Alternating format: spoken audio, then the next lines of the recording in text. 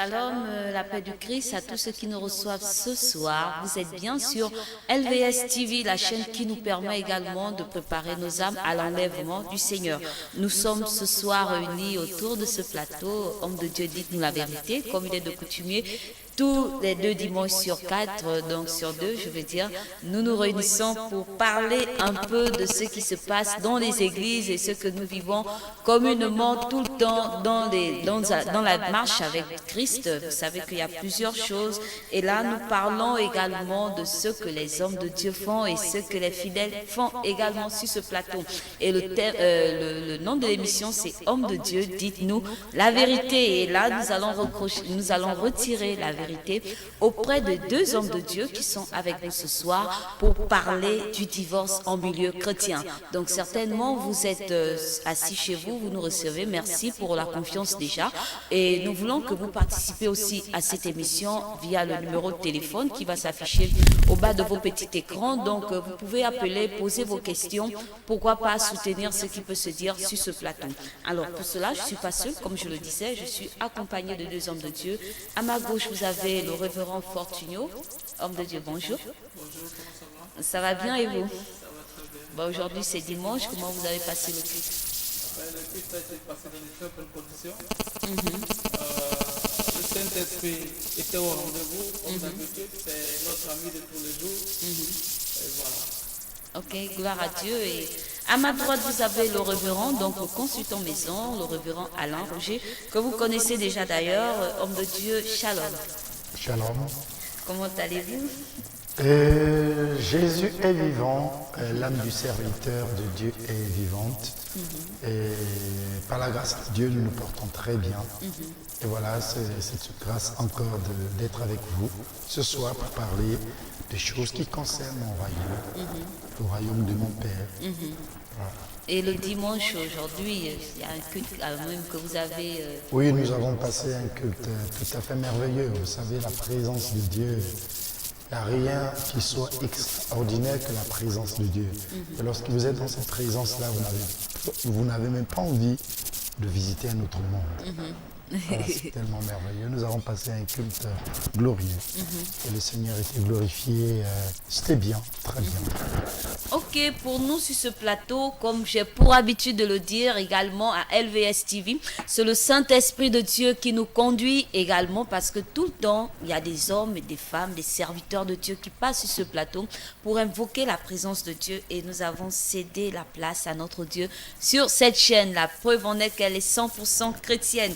Alors pour cela, nous venons sur ce thème ce soir pour vous parler, pour que nous puissions discuter un peu de ce sujet qui est souvent un peu tabou.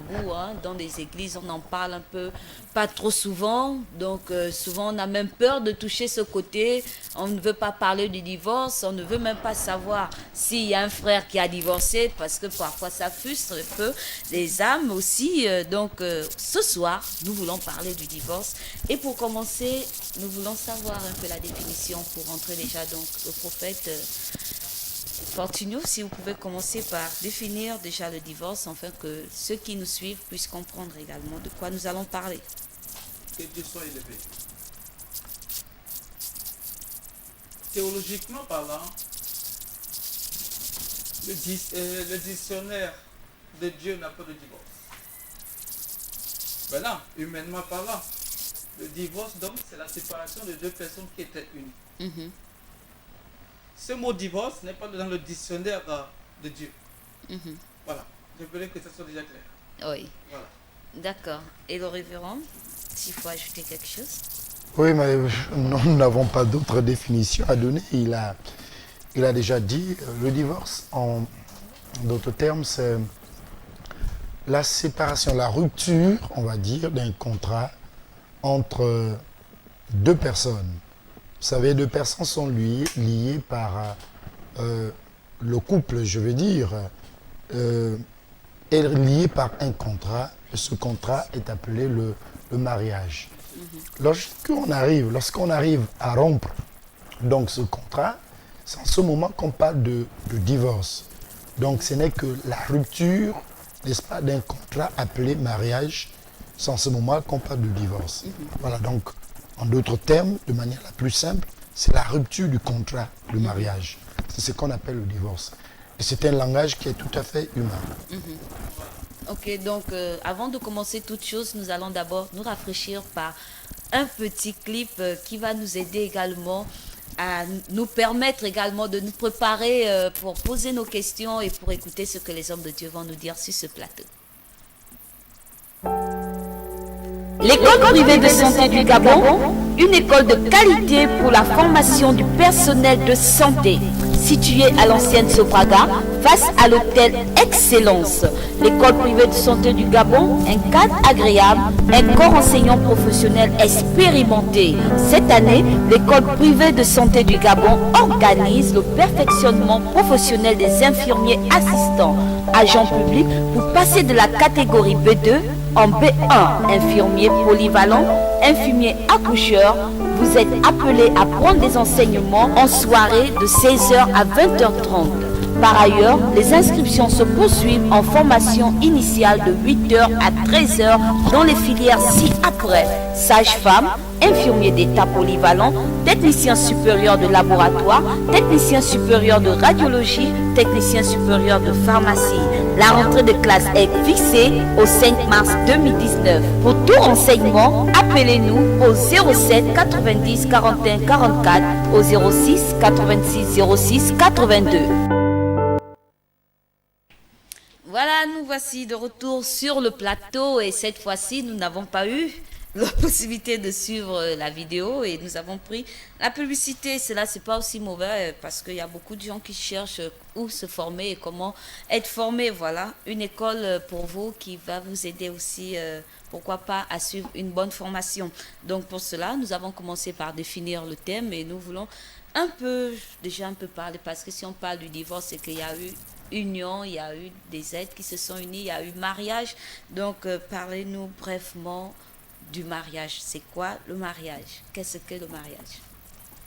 Le mariage, par la grâce de Dieu, est une union entre deux personnes qui décident de lier leur destin. Bon, brièvement. Oui. Voilà. Et pour ajouter, je vais dire que le mariage est une très bonne chose. D'accord, le révérend va ajouter également. Bon, mais le mariage, c'est une institution de Dieu. Et on va se permettre de le dire, et c'est ce qui est d'ailleurs vrai, c'est la première institution de Dieu. Dieu a créé toutes choses et après avoir créé les objets, après avoir créé l'homme, il a institué le mariage. Et lorsqu'il a institué le mariage, comme vous savez, et comme on peut imaginer, toute institution est régie et encadrée par la loi. Il n'existe aucune institution sans la loi. La force de l'institution, c'est la loi. Donc il a mis, en créant, en instituant le mariage, il a mis donc un cadre juridique, si vous me permettez, pour que les gens qui rentrent dans cette institution observent les principes et les règles de cette institution. Et donc voilà ce que c'est le mariage. Et si on va se permettre d'aller plus loin, nous aurons le temps, n'est-ce pas, d'expliquer pourquoi Dieu a permis le mariage. Quelles sont les motivations réelles de Dieu pour mettre l'homme dans cette institution appelée le mariage. Parce qu'il ne faut pas que les gens prennent ça de travers. Parce que ce n'est pas humain, le mariage. Le mariage est institué par Dieu. Donc il faut faire très attention. Ce n'est pas une république. Ce n'est pas une assemblée que les hommes ont créée, ont instituée. Non, le mariage est une institution divine. Et le monde s'accorde à ce point. Le monde s'accorde. Que vous soyez chrétien, que vous soyez, je ne sais pas, de quelle obédience, le monde s'accorde pour dire que le mariage est une institution divine. Et j'ai souvent peur lorsque j'entends divine. Parce que quand on parle de la divinité, il ne s'agit pas des choses humaines. il s'agit des choses de Dieu. Et lorsqu'on parle des choses de Dieu, j'ai un regard particulier et j'ai une attention tout à fait particulière parce que je ne voudrais pas avoir, entre guillemets, des palabres avec le divin. Ok. Pour cela, nous savons que vous êtes des hommes de Dieu et pour ne pas avoir de palabres avec le divin, est-ce que l'Église a la charge d'unir deux personnes, de célébrer un mariage ou encore d'organiser dans le sens d'unir deux personnes? Parce qu'on voit, il y a des églises qui, d'autres outrepassent même la mairie et disent que nous irons nous marier à l'église. Est-ce que l'église a le droit de le faire, le prophète? Bien sûr que l'Église a le droit d'unir deux personnes. Entre-temps, comme le révérend l'avait dit tout à l'heure, comme c'est une institution, l'État aussi est une institution. Nous nous marions dans un État. Et ce qui vient de Dieu doit être connu de tous. C'est alors que, après le mariage, n'est-ce pas, il faut que l'État soit au courant. Il faut que les institutions, les instances dirigeantes, n'est-ce pas, puissent apposer leur signature. Et j'aimerais dire, commençant bien sûr par les parents. Parce que, excuse-moi, il y a des gens qui volent les femmes pour aller se marier, ça c'est pas le mariage. Merci. Voler les femmes comment? Les gens qui volent, les relations, c'est le père et la mère qui donnent la femme. Si le père et la mère n'ont pas accordé, n'est-ce pas, cette bénédiction, parce qu'il y a, je pense que c'est l'individu, n'est-ce pas, c'est le frère ou c'est le sœur qui doit aller chercher la face de l'Éternel, afin que Dieu ouvre la porte.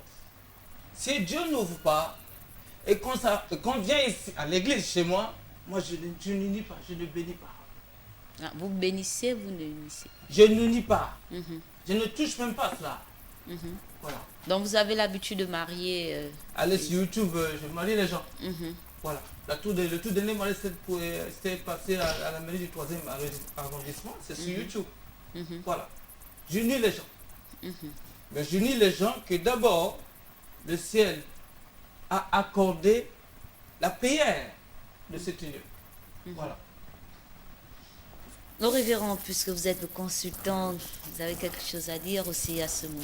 Bon, pour ce qui nous concerne, je vais bien dire, j'ai peur d'utiliser le mot unir, parce que dans la démarche du mariage, dans le processus du mariage, il s'agit ici, de la permission des hommes. On cherche la permission, donc l'autorisation des hommes. Le mari va vers donc la belle famille pour solliciter la permission si leur enfant, vous êtes la femme de Monsieur Ona. Et Monsieur Ona a pris donc le courage et aller vers, n'est-ce pas, tes parents pour solliciter la main. Solliciter la main, solliciter l'accord des parents, de sorte que tu quittes ton père et ta mère pour aller désormais chez ton mari. Et après cette autorisation, on passe à la phase, n'est-ce pas, de l'officialisation au niveau des instances dirigeantes de la nation. Pour dire, nous venons alors au nom de la loi de la République, allons nous unir pour que notre mariage soit encadré également au niveau des règles ou encore de la législature de la cité ou de la nation. Parce que là, par la loi gabonaise, pour ce qui nous concerne, votre mariage est protégé. Parce que nous savons aujourd'hui, tout ce qui est déviation, tous les mots qui vivent, je vais parler des orphelins ou des veuves après la mort ou le décès de l'un des conjoints. Donc il faut la loi pour permettre à ce que les conjoints soient protégés par la loi. Parce qu'il faut retenir ici que la loi protège les hommes. Ok? Et une fois cela, l'étape, n'est-ce pas, de la mairie, on arrive à l'étape de ce que moi j'appelle ici la bénédiction nuptiale. Parce que je n'ai pas, en ce qui me concerne, le pouvoir d'autoriser ou de ne pas autoriser à un enfant de se marier. Je n'ai pas ce pouvoir. Si c'est ma fille biologique, oui, je peux émettre un avis. Mais si les gens sont normalement constitués et qui désirent marcher ensemble, que je regarde que les principes, les préambules, n'est-ce pas, ont été observés, eh bien, tout ce qu'on peut faire, c'est de libérer des paroles de grâce dans leur mariage pour que le mariage soit effectivement un mariage solide. Au demeurant, je tiens à vous dire ici que ce n'est pas les hommes qui unissent les hommes. C'est Dieu qui joint. C'est Dieu qui joint. Dans le livre de Matthieu, la Bible nous dit, nous aurons certainement le temps d'en parler, que Dieu joint. C'est pour cela l'homme quittera son père et sa mère et s'attachera à sa femme. Les deux deviendront une seule chair. Physiquement, l'homme n'a aucune capacité de fusionner les deux chairs. La preuve en est que nous voyons, il y a un monsieur qui n'a pas de cheveux et il y a une dame qui a beaucoup de cheveux. Nous voyons que chacun prend sa direction. Mais à quel moment ils sont unis? À quel moment? C'est un processus, c'est un mystère qui revient qu'à Dieu. Amen. Au niveau des hommes, nous cherchons les autorisations. Mais la jointure, n'est-ce pas, c'est Dieu qui le fait. Mais le prophète, vous avez dit que vous avez l'habitude de marier les fidèles qui viennent vers vous. Alors, qu'est-ce que vous avez à dire après cette explication du révérend? Ce que le révérend vient de dire n'est que ce que j'avais dit au préalable. Je dis, je ne peux pas donner une bénédiction nuptiale, n'est-ce pas, à des gens qui les parents n'ont pas obligé de se marier. Je ne peux pas. C'est pas possible. Ok, y a-t-il une référence qui peut donner la force à l'Église de marier, parce que il y a certains qui se mettent dans la peau du maire, par exemple, ou des parents. Certains hommes de Dieu qui se mettent dans la peau tout à l'heure, des parents et des le autres. révérend vient de dire que le mariage n'est pas humain. Joindre deux personnes n'est pas humain. Ça vient de la divinité.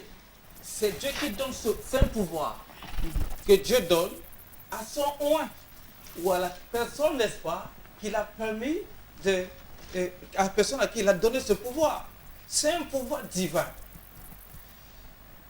Le mariage, c'est un pouvoir divin. C'est divin. Ok, pour parler de cela, et puis nous voulons savoir, est-ce que la Bible, puisque le prophète l'a dit tout à l'heure, que le divorce n'est pas dans le dictionnaire de Dieu, mais est-ce que la Bible parle du divorce? La Bible parle bien du divorce. Et ça, et d'ailleurs, là il faut parler, la première fois où on avait parlé du divorce dans la Bible, c'est dans le livre de Deutéronome 24, verset 1, où il est écrit: lorsqu'un homme aura pris et épousé une femme qui viendrait à ne pas trouver grâce à ses yeux, parce qu'il a découvert en elle quelque chose de honteux, et il écrira donc pour elle une lettre de divorce, et après la lui avoir donnée, remise en main, il la renverra de sa maison. Ça. Ok, excusez-nous, nous allons d'abord prendre l'appel. Allô? Il est parti? Ok. Vous êtes bien sur LVS TV et le thème de ce soir, c'est Parlons du divorce en milieu chrétien. Si vous avez des avis, pourquoi pas, quelque chose en ajouter, nous sommes disponibles pour vous écouter. Allez-y. Alors, la première fois où on parle de divorce dans la Bible, c'est dans le livre de Deutéronome chapitre 24, verset 1. Mais pourquoi cela? C'est Moïse qui a prescrit cela. Mais pourquoi il a prescrit cela? Il a persécuté cela parce que les gens l'embêtaient. Le peuple l'embêtait, il était oppressé. Au lieu de penser aux choses du Seigneur, de vivre la présence de Dieu, on l'appelle pour des choses humaines. Il n'avait pas le temps. Alors, pour donner une réponse rapide, n'est-ce pas? Il dit, ben attends. Si Nous prenons l'appel, excusez-nous, il y a un numéro, une personne qui appelle. Allô? Allô? Allô, bonsoir. Bonsoir. Oui? Allô? Oui, que puis-je faire pour vous? Oui, nous voulons avoir... Shalom d'abord aux hommes de Dieu sur le plateau. Shalom. Je voulais avoir le point de vue des hommes de Dieu sur le sacrement du mariage chez les catholiques. Que pense-t-il du sacrement du mariage chez les catholiques? Ok, merci. Donc, le frère demande que pensez-vous du sacrement de mariage chez les catholiques? Homme de Dieu, dites-nous la vérité. D'abord, qu'est-ce qu'il attend par sacrement? Ben, parce que chez les catholiques, c'est un sacrement. Ça, c'est un peu hiérarchisé. Dans la carte de baptême, vous avez le baptême, la communion, la confirmation, la confession de foi, et après, il y a le sacrement de mariage. Tout cela, c'est pour mettre un garde-corps, un garde-fou autour du mariage. Parce que les gens s'aiment, mais ils ne savent pas à quoi, dans quel jour ils sont en train de mettre la tête. Je t'aime moins non plus, c'est toujours très bien. Mais sécuriser ça. Les gens ne savent pas. Les gens se lient au niveau des désirs charnels. Et au-delà, le mariage, c'est au-delà du charnel.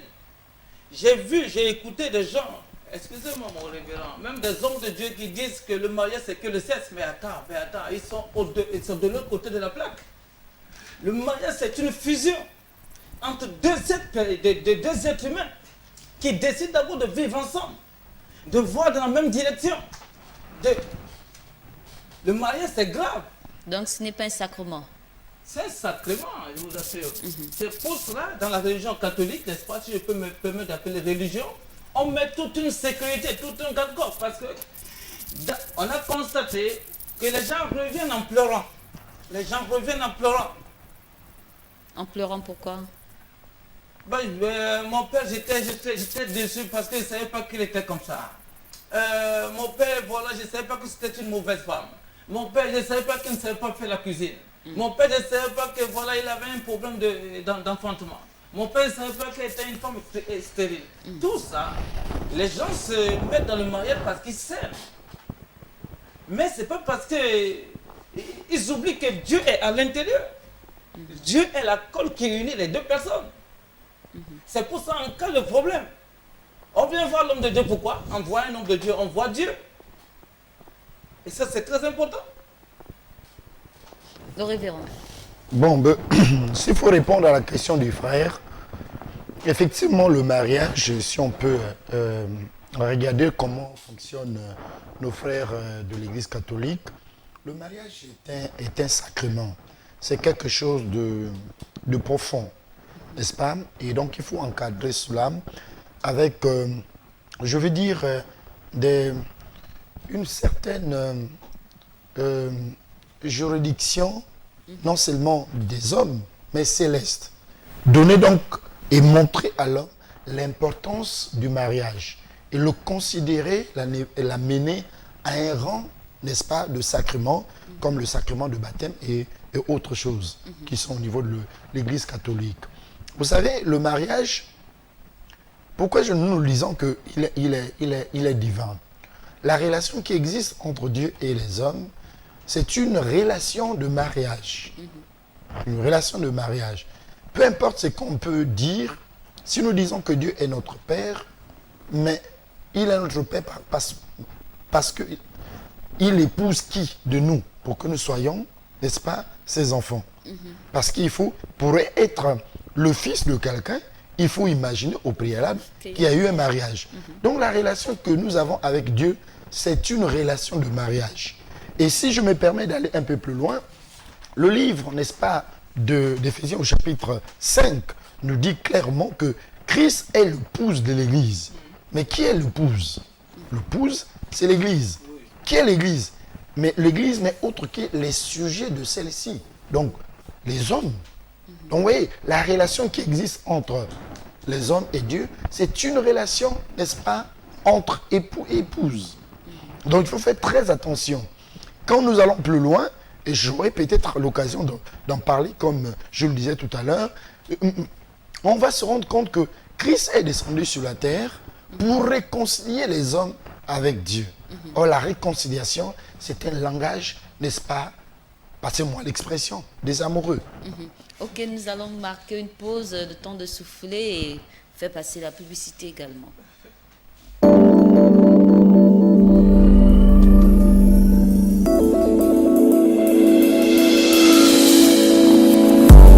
LVS TV.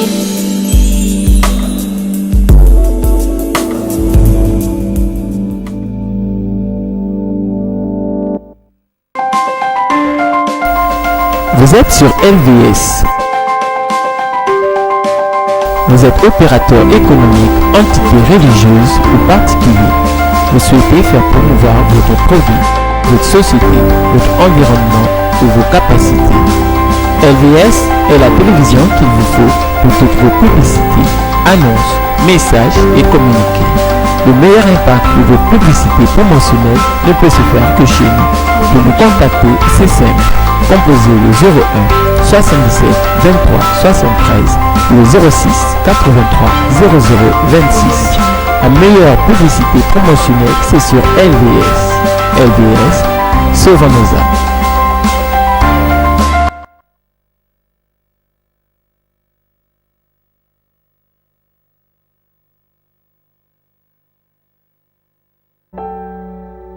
L'école privée de santé du Gabon, une école de qualité pour la formation du personnel de santé. Située à l'ancienne Sofraga, face à l'hôtel Excellence. L'école privée de santé du Gabon, un cadre agréable, un corps enseignant professionnel expérimenté.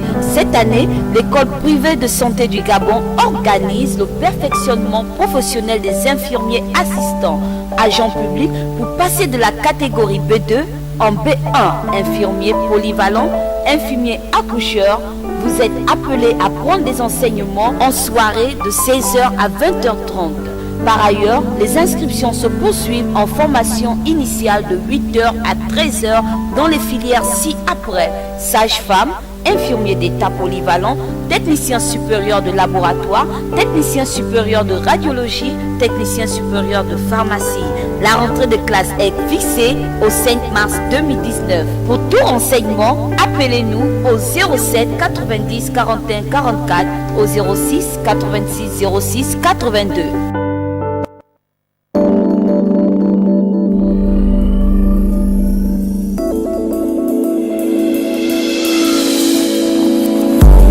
LVS TV.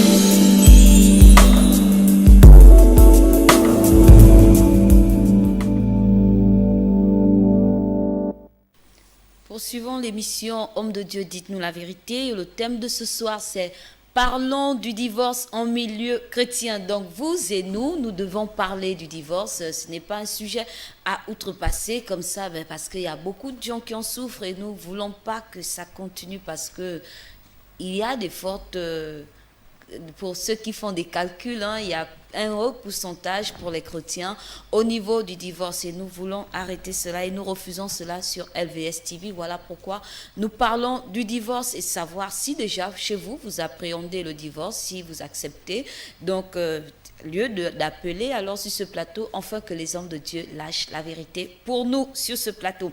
Pour cela, nous poursuivons dans une autre question, pour déjà laisser le reste, pour poursuivre un peu, parce qu'il y a plusieurs questions, et le divorce, il y a toujours beaucoup de questions, parce que ça laisse souvent indifférent certaines personnes. Donc, pour cela, nous voulons savoir quelles sont les raisons qui peuvent pousser un homme à répudier une femme, sa femme. Ok, il y a un appel. Allô? Allô? La paix de Christ. Amen. Allô, la paix de Christ. Amen. Je vais poser une question aux hommes de Dieu. Je vais comprendre. Comment Dieu appelle. Éloignez-vous un peu de votre poste récepteur afin que nous puissions bien vous recevoir sur ce plateau.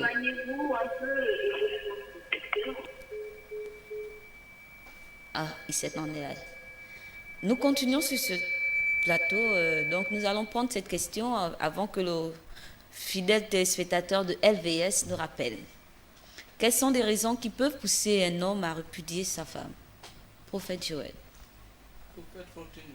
Ah, excusez, prophète Fortunio. Certainement, nous saluons le prophète Joël. Certainement, il nous suit aussi. Nous le saluons au passage. Ah oui, le prophète Fortunio. Vous savez, mon bien-aimé, vous me posez là une question très difficile.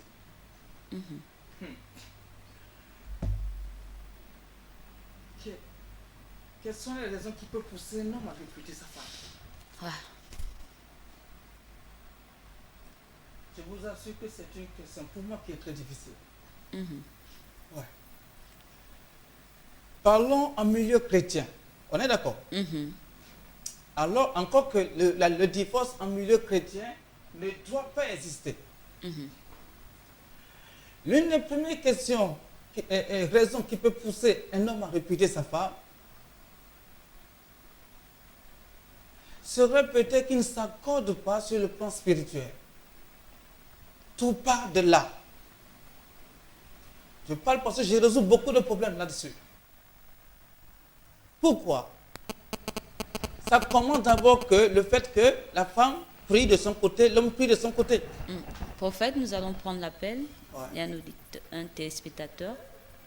Allô? Allô? Oui, monsieur? Oui, la paix de Christ. Amen. Amen. Je voulais poser une interrogation. Je voulais savoir, le pasteur m'explique un peu comment deux chrétiens qui sont nés de nouveau arrivent-ils à divorcer? C'est simplement ma question.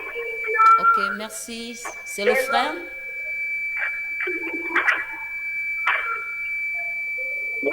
C'est le frère Herman. Le frère Herman, bonsoir. Ok, nous avons reçu votre question. Merci. Comment deux chrétiens qui sont nés de nouveau peuvent-ils divorcer? Deux chrétiens qui sont nés de nouveau, qui ne s'accordent pas sur le plan spirituel, courent à la catastrophe. Ouais. C'est-à-dire? Ils vont se cracher. C'est comme un avion. Si les deux pilotes ne s'accordent pas, le commandant ne s'accorde pas avec le capitaine ou bien avec le pilote de bord, forcément il y aura crash. C'est clair. Il faut s'accorder sur toutes les choses. C'est pour ça dans la société française, mon révérend.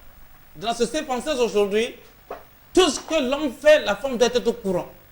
Tout ce que la femme fait, l'homme doit être au courant. Et le plus grand, la chose la plus importante, le tout premier, l'une des premières choses qui pousse, n'est-ce pas, deux couples à marquer un pas dans le divorce, c'est l'argent. L'argent. Oui.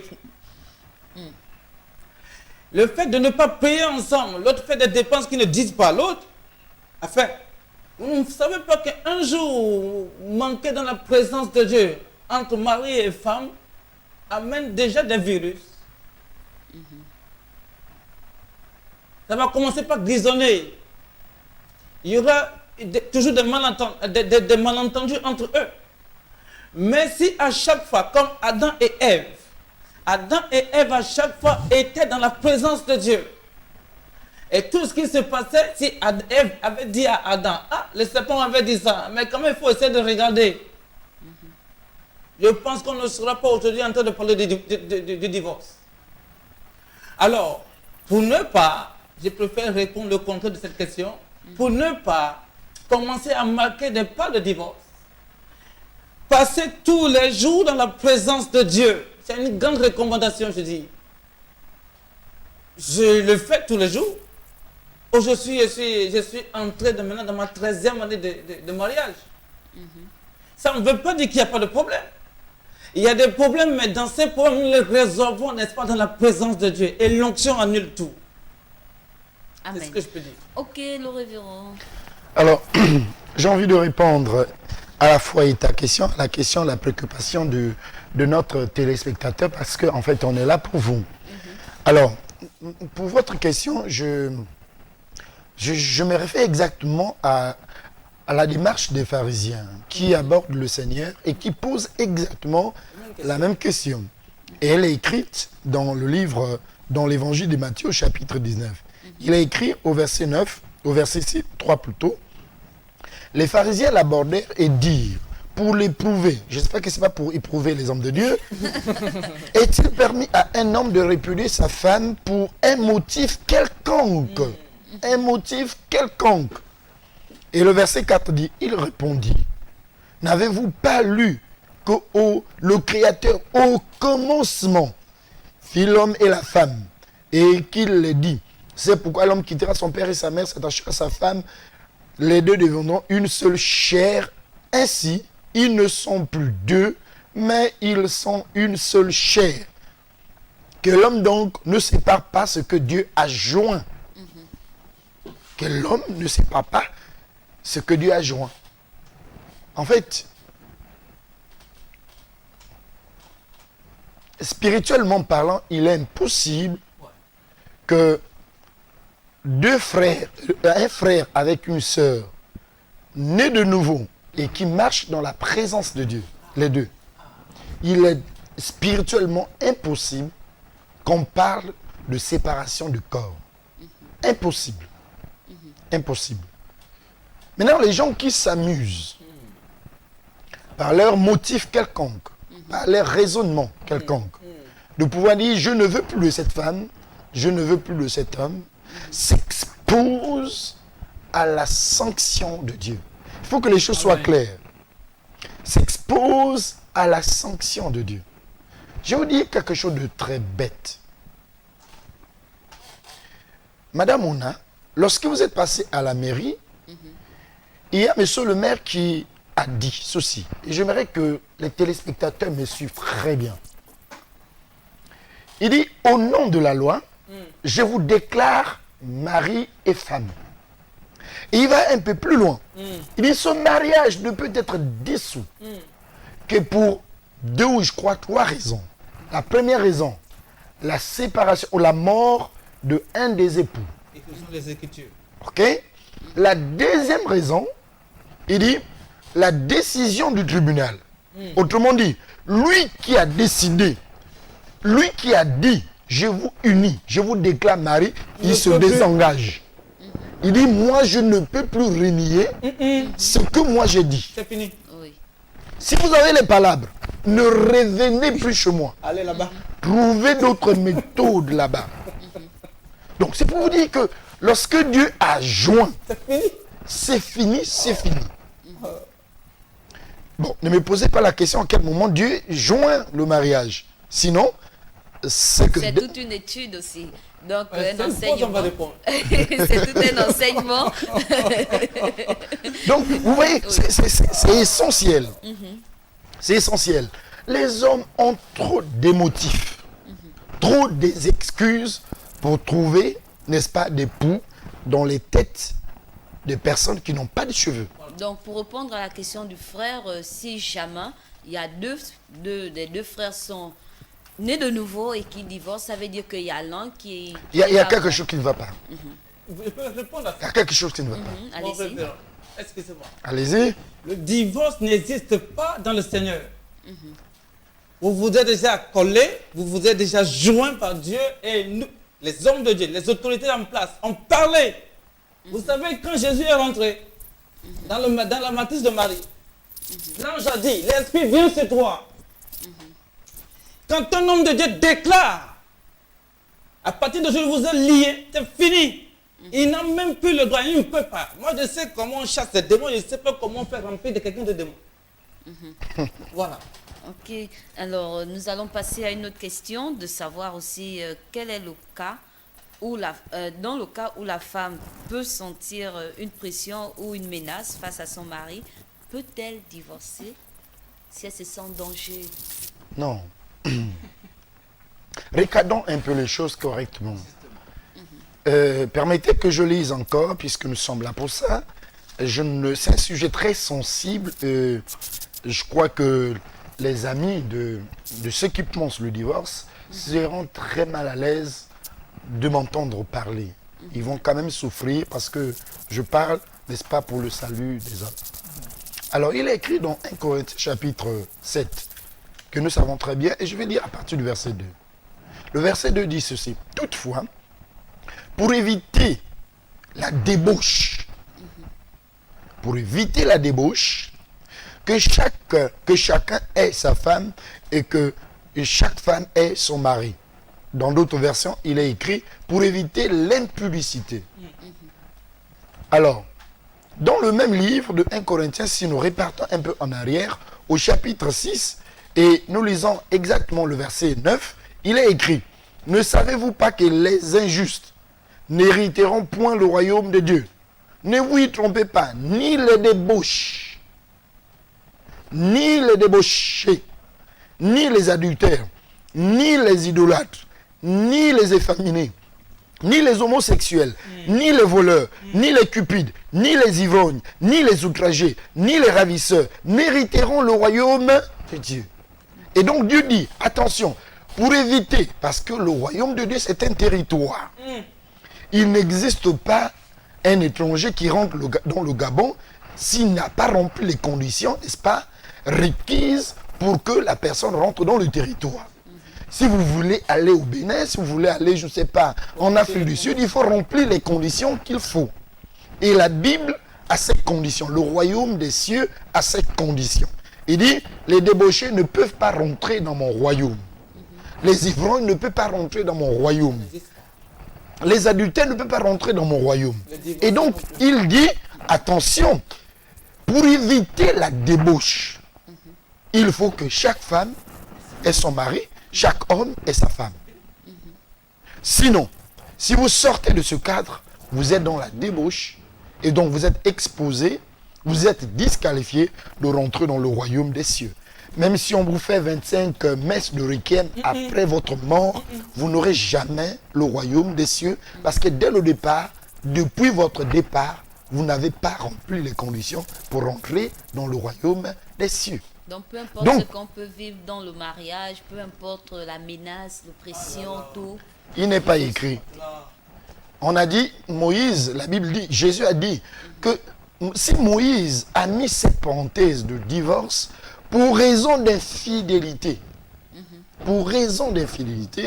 eh bien, c'était à cause de la dureté de vos cœurs. En d'autres termes, c'est parce que l'homme cherche des raisons, des excuses.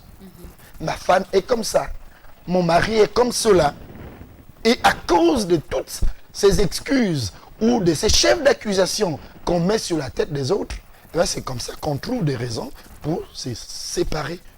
Ok, nous passons la parole au prophète Fortunio. Oui. Vous avez dit tout à l'heure que même si la femme est soumise à quoi? Les oppressions, la menace, le danger dans le foyer, le mari veut tuer. Vous pensez que un foyer dans lequel il y a l'esprit de la crainte de l'Éternel, la femme sera sous menace? Mais puisque nous en vivons cela, il y a plusieurs chrétiens aujourd'hui qui font que dans ce foyer-là, réellement, Jésus est là. Et surtout qu'on parle du divorce en milieu chrétien. Nous parlons en milieu chrétien. On sera peut-être bien tenté de répondre si c'est dans le monde. Mais là, si, écoutez, excuse-moi, l'homme de Dieu. Lorsque nous regardons la Bible, nous voyons que la Bible nous parle, je vous ai dit au départ que le mariage est une institution de Dieu. Et un peu plus loin, Christ qui arrive sur la terre des humains. Et quand il arrive sur la terre des humains, la Bible nous dit, et comme les païens aiment bien entendre cela, et se justifier, n'est-ce pas, de leur acte d'ivrognerie. La Bible nous dit que Jésus est invité, n'est-ce pas, aux noces. De Cana. De Cana, il arrive comme tout invité et il assiste au mariage. Seulement, il y a un problème. Le vin va manquer. Le vin va manquer et Jésus va se constituer à une brasserie. Excusez-moi. Pour donner du vin parce que dans le mariage, il n'y a pas du vin. C'est quoi l'image du vin, le symbolisme du vin? Le vin, c'est ce qui donne la joie. Amen. Donc, en d'autres termes, entre monsieur et madame, il n'y avait plus la joie. Il n'y avait plus la paix. C'était tout un désordre qui était là. Mais comme ils ont eu la grâce, le reflet d'inviter celui qui a la capacité de donner la joie lorsqu'elle manque. Et Jésus était là présent. Il a donné, il a remis la joie. Amen.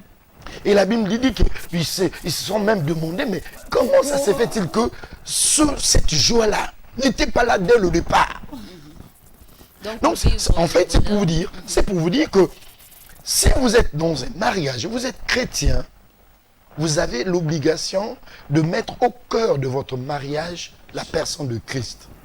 Parce que c'est lui qui va chaque fois, quand il y aura des problèmes, quand il y aura crise, quand il y aura manquement de vin, manquement de la joie, c'est lui qui a la capacité et les moyens nécessaires pour donner le vin ou encore la joie dans le mariage. Ok, amen, amen, amen. Il nous reste plus de 4 minutes seulement pour finir déjà. Donc, assurément, ce sera peut-être un autre temps que nous allons poursuivre avec des questions. Et là, ce qu'il y a lieu de faire, c'est c'est donner le conseil à ceux qui peut-être traversent le divorce ou qui sont en voie de divorce. Qu'est-ce qu'il y a lieu de faire? Est-ce qu'ils doivent prendre cette décision? Et si nous avons pris ce thème sur ce plateau, certainement c'est inspiré par l'Esprit de Dieu et qu'il y a des gens qui en ont besoin. Donc je vous laisse 1 minute sinon de parler au peuple de cœur à cœur. Peuple de Dieu, dans le royaume que vous avez emprunté, le divorce n'existe pas. Vous qui vivez actuellement des pressions, où ça vous pousse à bout, monsieur, madame, cherchez la face de l'Éternel. N'est-il pas écrit que si vous avez un frère qui a un péché, il a péché, allez-y, vous regardez-le, parlez avec lui, parlez-en. S'il n'a pas écouté, amenez ce frère donc au niveau des anciens. S'il n'a toujours pas écouté, amenez-le au niveau de l'église. Et jusqu'à ce qu'il faut trouver la réponse, trouver une solution. Ça, c'est une virgule. N'est-il pas dit que tu dois pardonner 7 fois, 70 fois?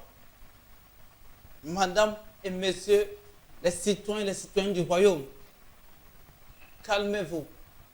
Invitez Christ. Si vous avez invité Christ, vous sentez qu'il est loin. Le révérend vient de le dire. Quand il était là, la joie est là. Si vous sentez qu'il est toujours loin, appelez-nous les hommes de Dieu. C'est notre mission de vous aider.